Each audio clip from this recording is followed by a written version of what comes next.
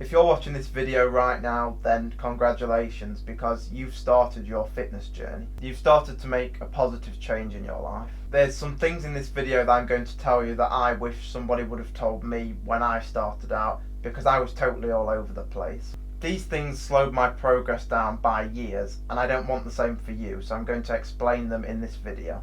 My name is James from Athlete's Ability, and my mission is to assist you in building your dream physique. Whatever that is for you, I'm going to do that on this channel, so consider subscribing if that sounds like something you're interested in.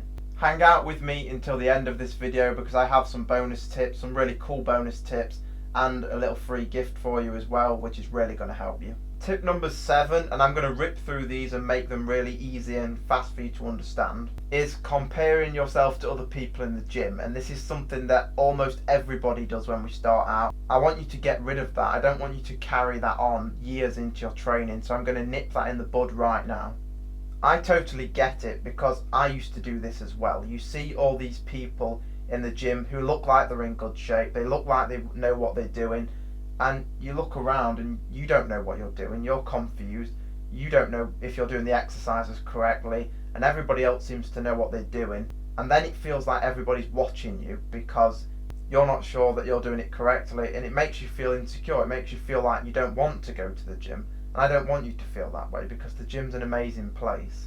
The two pieces of advice I would give to you is, I've been in a lot of gyms in my past, and I know people are not actually watching you. It's just something that you've made up in your own head. And again, I used to do this, so don't feel bad about it, that people are watching you. People are so busy doing what they're trying to do, trying to focus on their workout. They don't have time to be looking at what you're doing. They're not interested in what you're doing. And in the event that there is the occasional person that looks over and sees that you're doing something wrong and thinks it's funny, is that really the type of person's opinion you're interested in?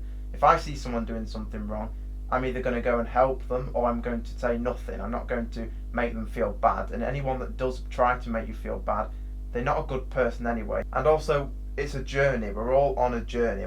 We all start somewhere. We all start fat or really thin or no muscle. We all start somewhere. And so it's all about everybody's individual journey. If there's 20 people in a gym, it's not, okay, who's got the biggest biceps, who's got the most defined abs. It's about 20 individuals all trying to make a change, all trying to improve themselves, and being friendly, working out together, helping each other if you want to. That's what the gym's about. It's not about who's got the biggest of this or who's got that. It's about all supporting each other and helping each other. Tip number 6, and my friends, it's really rare to see people get tip number 6 correctly from the start, and if you do, really good. If you don't, we're going to fix that right now. And that is going to the gym, training, working out hard, but not focusing on your nutrition and your diet as well. When I first started going to the gym, and again, all of these mistakes I've made 10 times worse than you'll probably ever make, but I started focusing on my training. I was going to the gym 3 days per week, doing full body sessions, and I was coming home, having a protein shake, and then thinking that that was it, that I would just build muscle and have this amazing physique, and that was all I had to do. It just doesn't work like that. The nutrition side of all of this fitness journey is far more important than the training side of it. And for me, when I really started to see results is when I got strategic about my nutrition and actually started eating a lot of the same foods all the time, which you definitely don't have to do.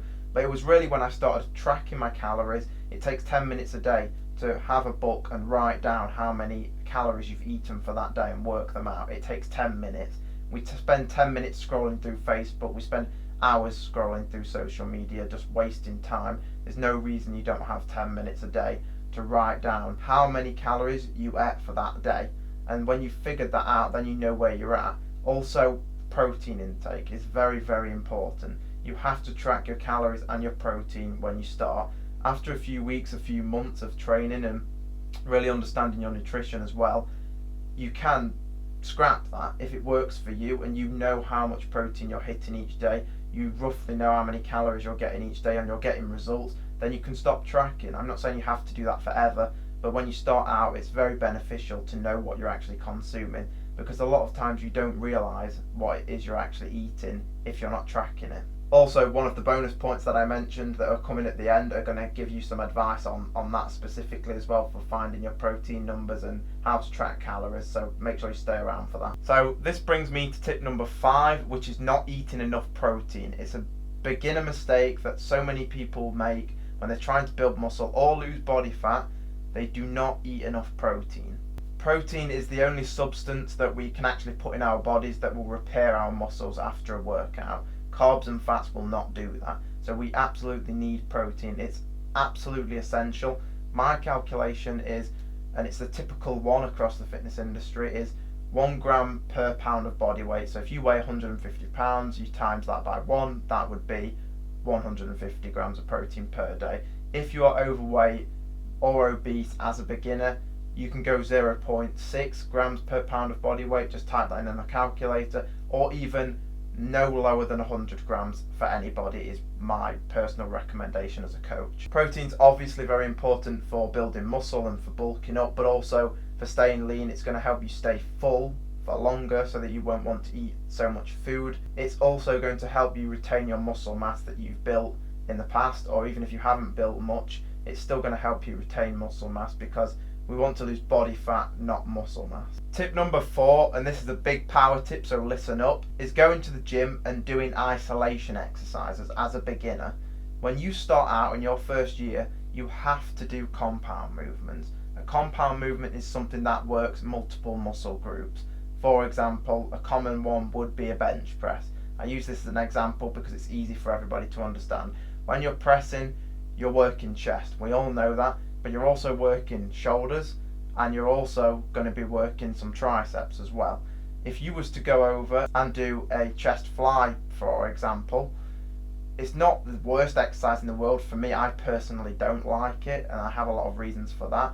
But you're only going to be working the chest. You're not working triceps, you're not working shoulders in the same way you are when you're pressing. So both exercises are still working chest, but the bench press is also working 2 other muscle groups additionally, whereas the flies are not. So the goal here is the compound movement is going to work more than 1 muscle group, which means we have more chance of muscle growth over time. Some examples of compound movements would be the bench press, dips for chest. For back, you might do bent over rows and pull-ups, for example.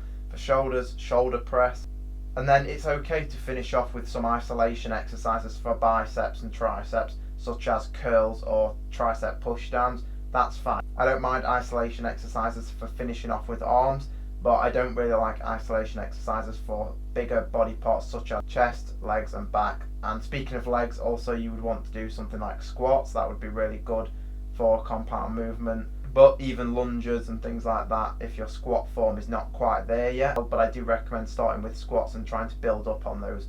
Also, compound movements will burn more calories. So to sum up, if you're trying to build muscle or burn body fat, as a beginner, compound movements are the way to go. Congratulations, you've made it. You're on tip number 3. We do still have a few more to go now, so make sure you stick around and be patient. Now, I don't want to spend too much time on this topic, but what I will say, which will definitely get you training legs if you're not training legs, is by training legs, because they are such a big muscle group,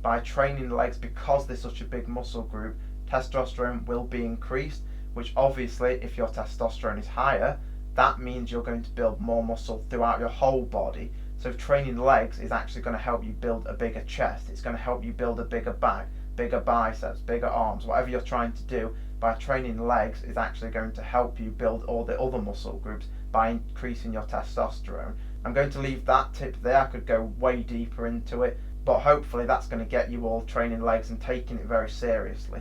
So before I give you tip 2 and tip number 1, I just want to give you the 2 free bonuses that I promised for you, so I'm going to do that right now very quickly. So my quick bonus tip, the first one, is a free ebook that I designed. It's 25 pages long. It does not take long to read. It's a 30-minute read for most people.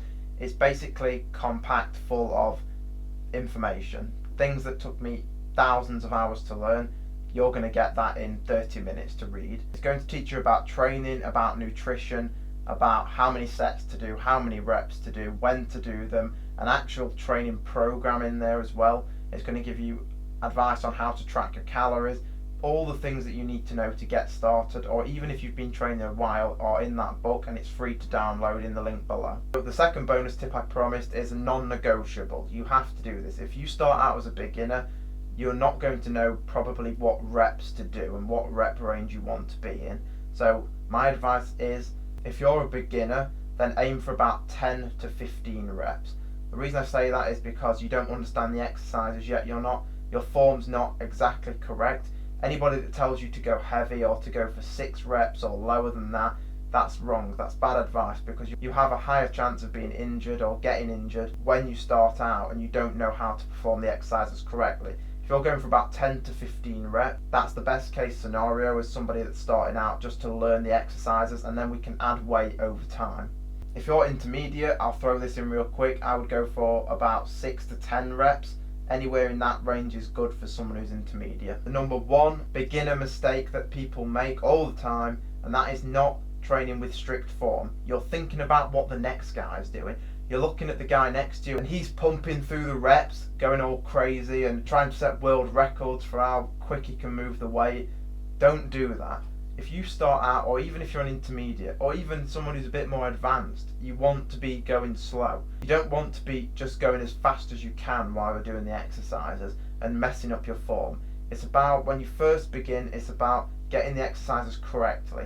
So if that means you have to lower the weight in front of your friends, and that might be embarrassing to you, and you can't lift as much as everybody else because you're focusing on actually working the muscle you're trying to work. If you're trying to work the chest, I actually want you to be pushing the weight up on the bench press, for example, and bringing the weight down slowly, and doing this over and over and over again until that you're really happy with the way that you're performing the exercise. You might have a coach that's watching over you to tell you if your form's good enough or not, but you want to be keeping it strict, and over time you can also start to increase the speed of which you perform the exercise.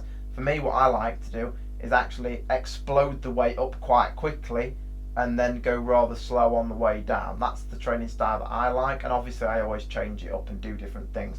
But obviously as a beginner, like I said, you want to be completely strict on the way up and the way back down, and then once you've really mastered the form, then you can start doing things such as, exploding on the way up and coming slow on the way down. So make sure you download that book, and I'll see you in the next video. My videos always come out at 1 PM UK time, which is GMT, on Mondays and Thursdays. Thank you for watching.